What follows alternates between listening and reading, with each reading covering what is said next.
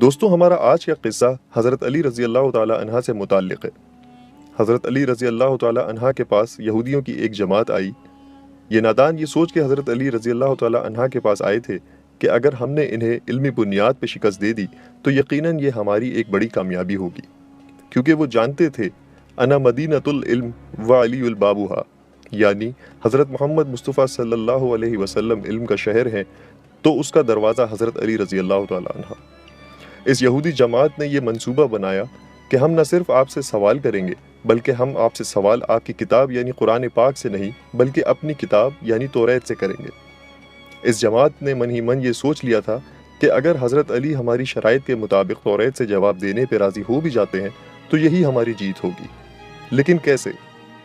دوستو، یہودیوں کی اس جماعت کا ماننا کچھ یوں تھا کہ حضرت علی رضی اللہ تعالی عنہ بہرحال سرکار دو عالم حضرت محمد مصطفیٰ صلی اللہ علیہ وسلم کے ماننے والے ہیں، اور حضرت محمد مصطفیٰ صلی اللہ علیہ وسلم پر قرآن پاک نازل ہوا، تو یہ بات ممکن نہیں کہ حضرت علی رضی اللہ تعالی عنہ کسی صورت توریت کے سوالوں کا جواب توریت سے ہی دے سکیں۔ دوستو، یہودیوں کی اس جماعت کا سربراہ جس کا نام راسل جالوت تھا، اس کی زیر قیادت یہ جماعت حضرت علی رضی اللہ تعالی عنہ کے پاس آئی تھی۔ راسل جالوت بولا، اے علی، ہم نے آپ کی علم کا شہرہ بہت سنا ہے اور ہم آپ سے کچھ سوالات کرنا چاہتے ہیں، لیکن ہم یہ سوال آپ کی کتاب یعنی قرآن پاک سے نہیں بلکہ اپنی کتاب یعنی توریت سے کریں گے۔ اگر آپ نے سب کے سامنے ہمارے سوالوں کے جواب دے دیے تو ہم آپ کو باب العلم مان لیں گے۔ حضرت علی رضی اللہ تعالی عنہ نے مسکرا کے جواب دیا، میں فی الحال اس بات سے بالکل غافل ہوں کہ تم لوگ کیا سوالات کرو گے اور تم کیا سوچ کے آئے ہو۔ اگر میں تمہارے سوالوں کے جواب دینے میں کامیاب ہو جاتا ہوں تو تم دین اسلام قبول کرو گے؟ راسل جالوت نے کہا، بالکل ہم اسلام قبول کر لیں گے۔ اس کا یہ بات مان لینا فی الحال اس کا تکبر تھا کہ آپ کون سا ہمارے سوالوں کے جواب دے پائیں گے جو ہمیں اسلام قبول کرنا پڑے۔ ہم تو یہاں اپنا سکہ منوانے آئے ہیں اور آپ کو علمی بنیاد پہ شکست دینے۔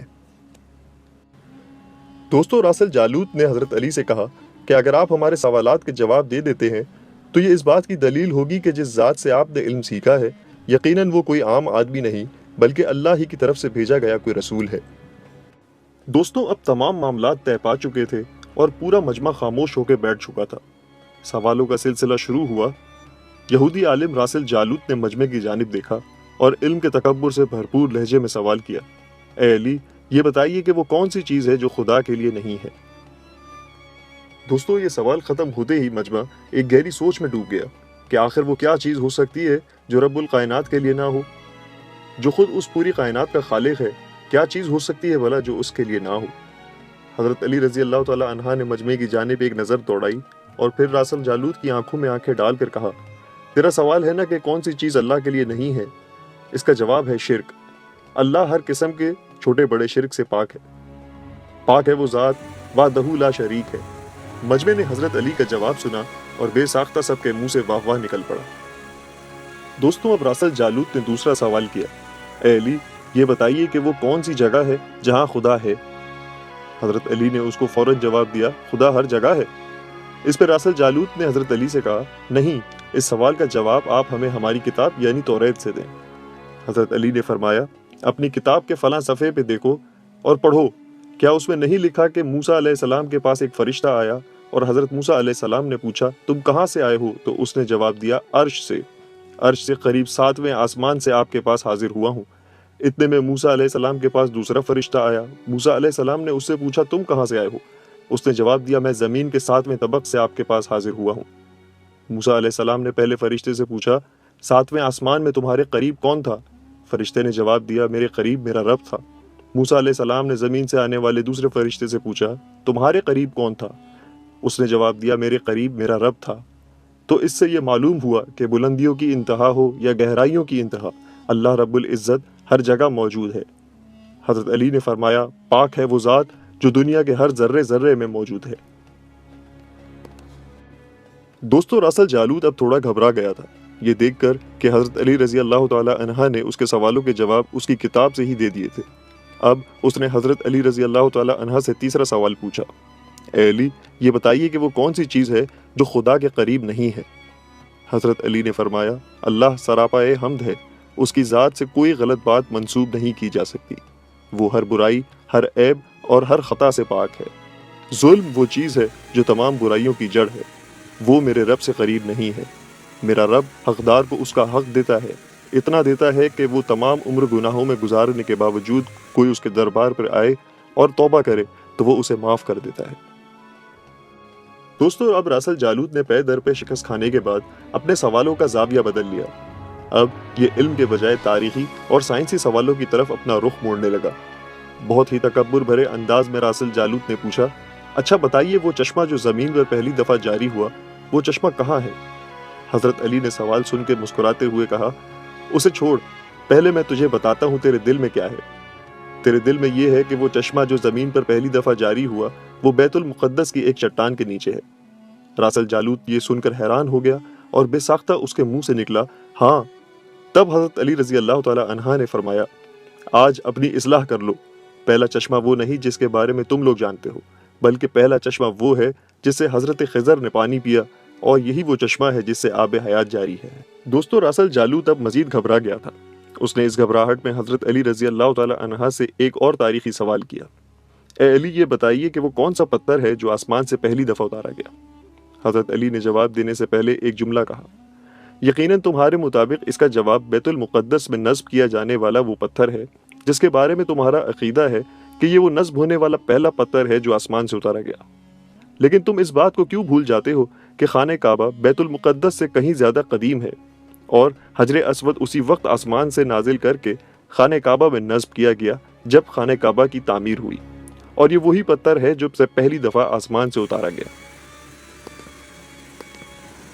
دوستوں، یہ سب سن کر راسل جالوت کافی بوکھلا سا گیا تھا کہ ہم یہاں ان سے سوالات کرنے آئے تھے، یہاں تو حضرت علی ہمیں پہلے ہمارا عقیدہ بتاتے ہیں اور اس کے بعد اس کی اصلاح بھی کرتے ہیں۔ اس سب صورتحال میں راسل جالوت اور اس کی جماعت کافی سٹپٹا سی گئی تھی۔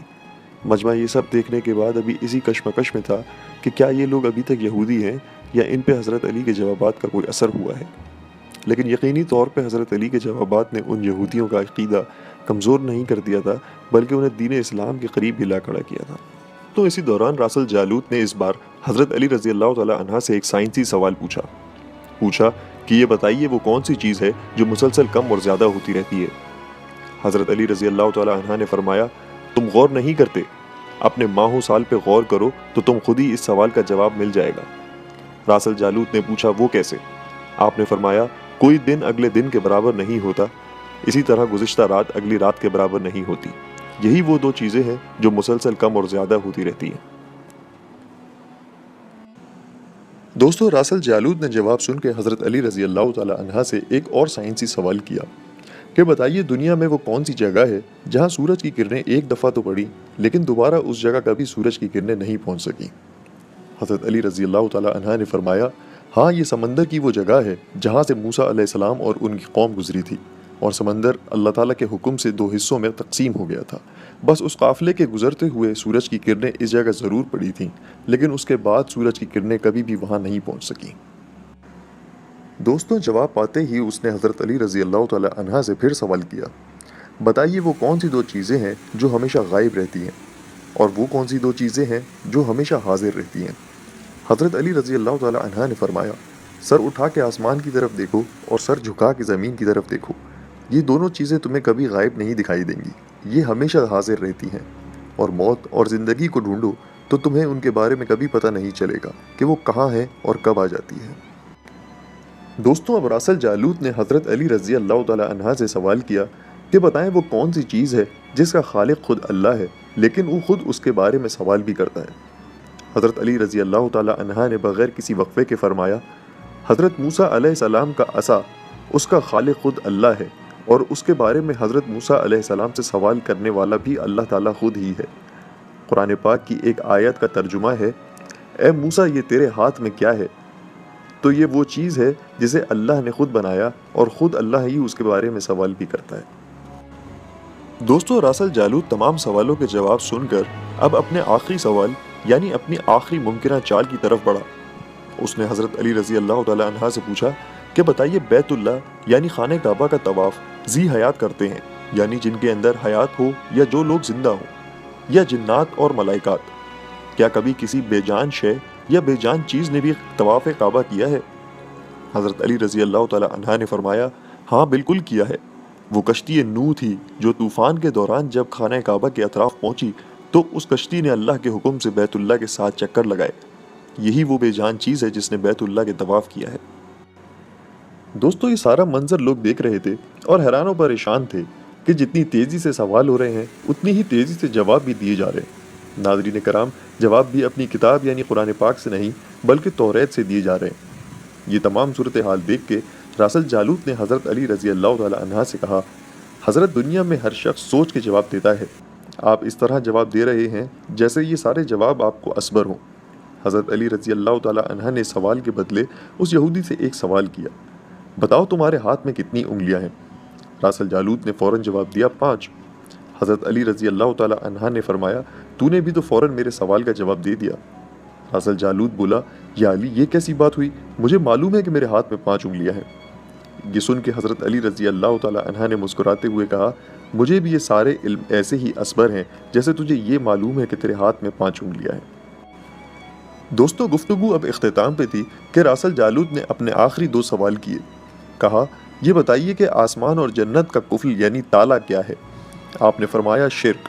شرک سے جنت کے دروازے بند ہو جاتے ہیں۔ راسل جالوت کا آخری سوال، کہا کہ آپ نے جنت کا تالا تو بتا دیا، یہ بتائیے کہ اس تالے کی چابی کیا ہے؟ حضرت علی رضی اللہ تعالی عنہ نے فرمایا، محمد صلی اللہ علیہ وسلم کا عشق اس تالے کی چابی ہے۔ عشق کا ابتدائی اظہار کلمے سے ہوتا ہے، بس حضرت علی رضی اللہ تعالی عنہ کا کلمہ پڑھنا تھا، ساتھ ہی یہودی علماء اور راسل جالوت نے بھی بے اختیار کلمہ پڑھا اور سب کے سب دارِ اسلام میں داخل ہو گئے۔